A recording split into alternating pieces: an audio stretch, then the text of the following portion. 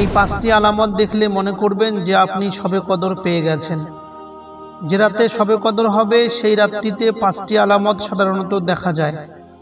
যদি আপনি শবে কদরের মধ্যে রাত্রি জাগ্রত করে আল্লাহ রাব্বুল আলামিনের ইবাদত করেন, তাহলে এই 5টি আলামতকে অবশ্যই লক্ষ্য রাখবেন।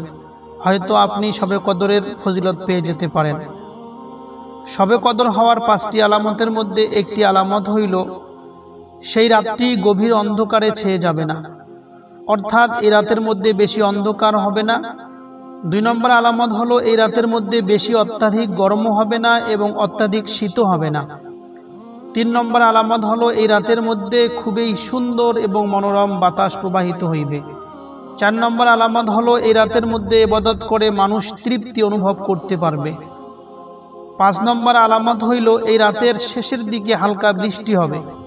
এবং 6 নম্বর আলামত হলো রাত শেষে সকালবেলায় সূর্য যখন উদিত হবে তখন হালকা হালকা সূর্যের আলো থাকবে, বেশি আকস্মিক সূর্যের আলো থাকবে না।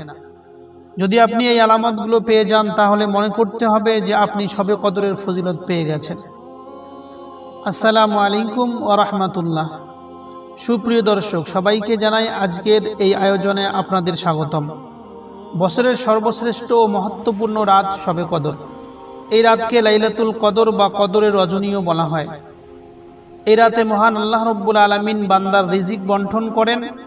আল্লাহর আদেশে ফারিস্তারা রহমত, কল্যাণ ও বরকত নিয়ে পৃথিবীতে এই রাতের মধ্যে অবতরণ করেন। এই রাতেই প্রথম পবিত্র মক্কার হেরা পর্বতের গুহায় মহান আল্লাহ রাব্বুল আলামিন মুহাম্মদ সাল্লাল্লাহু আলাইহি সাল্লামের কাছে পবিত্র কোরআন অবতীর্ণ করেছিলেন। আল্লাহ তাআলা বলেন, আমি এই পবিত্র কোরআনকে নাজিল করেছি কদরের রাতে। তুমি কি জানো কদরের রাত কি? কদরের রাত 1000 মাসের চেয়ে উত্তম। পবিত্র কোরআন অবতীর্ণ হওয়ার কারণেই আল্লাহ তাআলা এই রাতের মর্যাদা বাড়িয়ে দিয়েছেন। এই রাতের ইবাদত অন্য 1000 মাসের ইবাদতের থেকে উত্তম ঘোষণা করেছেন। এই রাতে মহান আল্লাহ নিজ বান্দার 1000 মাসের ইবাদত বন্দেগীর সমান সওয়াব দান করেন। পবিত্র কোরআনে অন্য স্থানে এই রাতকে বরকতময় রাত বলে উল্লেখ করা হয়েছে। হযরত আবু হুরায়রা রাদিয়াল্লাহু আনহু থেকে একটি হাদিস বর্ণিত আছে। হাদিসটি বুখারী শরীফের 1901 নম্বর হাদিস, যার মধ্যে হযরত আবু হুরায়রা রাদিয়াল্লাহু আনহু থেকে বর্ণিত যে রাসূল সাল্লাল্লাহু আলাইহি ওয়াসাল্লাম ইরশাদ করেছেন, যে ব্যক্তি ঈমানের সঙ্গে সওয়াবের নিয়তে কদরের রাতে ইবাদত করবে, আল্লাহ তাআলা তার অতীতের সমস্ত গুনাহ মাফ করে দেবেন। মহামান্বিত এই রাতকে আল্লাহ তাআলা রমজানের শেষ দশকে বেজোড় রাতের মধ্যে লুকিয়ে রেখেছেন। তিনি এই রাতটাকে সুনির্দিষ্ট করেননি। রাসূল সাল্লাল্লাহু আলাইহি সাল্লাম রমজানের শেষ দশকে এই রাতের অনুসন্ধান করতে বলেছেন। বুখারী শরীফের 2017 নম্বর হাদিসের মধ্যে হযরত আয়েশা রাদিয়াল্লাহু আনহা থেকে বর্ণিত যে রাসূল সাল্লাল্লাহু আলাইহি সাল্লাম ইরশাদ করেছেন, তোমরা রমজানের শেষ দশকের বেজোড় রাতে শবে কদর অনুসন্ধান করো। শবে কদর নির্দিষ্টকরণে 40টিরও অধিক মতামত রয়েছে। কিছু বর্ণনার ভিত্তিতে এ রাত রমজানের শেষ 7 দিনে হওয়ার সম্ভাবনা বেশি।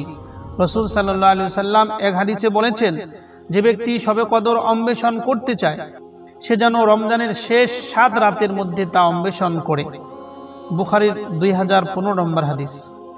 শবে কদর সম্পর্কে বেশিরভাগ আলিম বলেছেন 27তম রাতেই শবে কদর হওয়ার সম্ভাবনা বেশি। মুসলিম শরীফের 762 নম্বর হাদিসের মধ্যে হযরত উবাই ইবনে কাব রাদিয়াল্লাহু আনহু বলেন, আল্লাহর শপথ করে বলছি, আমি যতদূর জানি রাসূল সাল্লাল্লাহু আলাইহি সাল্লাম আমাদের যে রাতকে শবে কদর হিসাবে কিয়ামুল লাইল করতে নির্দেশ দিয়েছিলেন তা হলো রমজানের 27তম রাত। আহমদ শরীফের 2 নম্বর খণ্ড 157 নম্বর পৃষ্ঠার মধ্যে আব্দুল্লাহ ইবনে উমর রাদিয়াল্লাহু আনহু থেকে বর্ণিত যে রাসূল সাল্লাল্লাহু আলাইহি সাল্লাম বলেছেন, যে ব্যক্তি কদরের রাত অর্জন করতে ইচ্ছুক সে যেন তা রমজানের 27তম রাতে অনুসন্ধান করে। আবার কোন বর্ণনা মতে 23শে রমজানের রাতে শবে কদর হওয়ার ইঙ্গিত পাওয়া যায়। আব্দুল্লাহ ইবনে উনাইস রাদিয়াল্লাহু আনহু থেকে বর্ণিত হাদিসটি বুখারী শরীফের 2665 নম্বর হাদিসের মধ্যে উল্লেখ রয়েছে। আব্দুল্লাহ ইবনে উনাইস রাদিয়াল্লাহু আনহু তিনি বয়ান করেন যে রাসূল সাল্লাল্লাহু আলাইহি সাল্লাম ইরশাদ করেছেন, আমাকে কদরের রাত দেখানো হয়েছিল, এরপর তা ভুলিয়ে দেওয়া হয়েছে। আমাকে ওই রাতের ভোর সম্পর্কে স্বপ্নে আরও দেখানো হয়েছে, আমি পানি ও কাদার মধ্যে সেজদা করছি। বর্ণনাকারী বলেন, অতএব 23তম রাতে বৃষ্টি এবং রাসূল সাল্লাল্লাহু আলাইহি ওয়াসাল্লাম আমাদের সঙ্গে ফজরের নামাজ আদায় করে যখন ফিরলেন, তখন আমরা তার কপাল ও নাকের ডগায় কাদা ও পানির চিহ্ন দেখতে পেলাম। বর্ণনাকারী আব্দুল্লাহ ইবনে উনাইস রাদিয়াল্লাহু আনহু বললেন যে এই রাতটি ছিল 23তম রমজানের রাত। এই হাদিস দ্বারা এটাও স্পষ্ট হয়ে যায় যে 23তম রমজানের রাতের মধ্যেও শবে কদর হতে পারে। সুতরাং শবে কদর কবে তা সুনির্দিষ্টভাবে বলা না গেলেও রাত্রির কিছু আলামত হাদিসের মধ্যে বর্ণিত আছে। তা ঠিক এইরকম, রাত্রি গভীর অন্ধকারে ছেয়ে যাবে না। এই রাতের মধ্যে গরম বা শীতের তীব্রতা থাকবে না। মৃদুমন্দ এবং খুবই মনোরম বাতাস এই রাতের মধ্যে বইতে থাকিবে। এই রাতে ইবাদত করে মানুষ অপেক্ষাকৃত অধিক তৃপ্তি বোধ করবে। কোনো ইমানদার ব্যক্তিকে আল্লাহ স্বপ্নে হয়তো এই রাতটি জানিয়ে দিতেও পারেন। ওই রাতে বৃষ্টি বর্ষণ হতে পারে। সকালে হালকা হালকা আলো মিশ্রিত সূর্যোদয় হবে। প্রিয় দর্শক, আপনারা হয়তো বুঝতে পেরেছেন এই রাতটি কিছু আলামত রয়েছে। এমনি তো এই রাতটাকে রমজানের শেষ দশকের মধ্যে খুঁজতে হয়। শেষ দশকের মধ্যে যে কোনো একদিন এই রাত হতে পারে। এই রাতের এই যে আলামতগুলো আপনাদের সম্মুখে তুলে ধরা হইল, এই আলামতগুলো যদি আপনি দেখেন তাহলে অবশ্যই মনে রাখতে হবে এটি হলো সেই রাত, যে রাতের ব্যাপারে আল্লাহ রাব্বুল আলামিন বলেছেন লাইলাতুল কদরি খায়রুম মিন আলফি শাহর। এমনই একটি রমজানের রাত যে রাতের মধ্যে 1000 মাসের থেকে উত্তম রাত। এ রাতে ইবাদত করলে আল্লাহ রাব্বুল আলামিন বান্দার আমল নামার মধ্যে 1000 মাসের থেকেও বেশি সওয়াব দান করেন। আসসালামু আলাইকুম।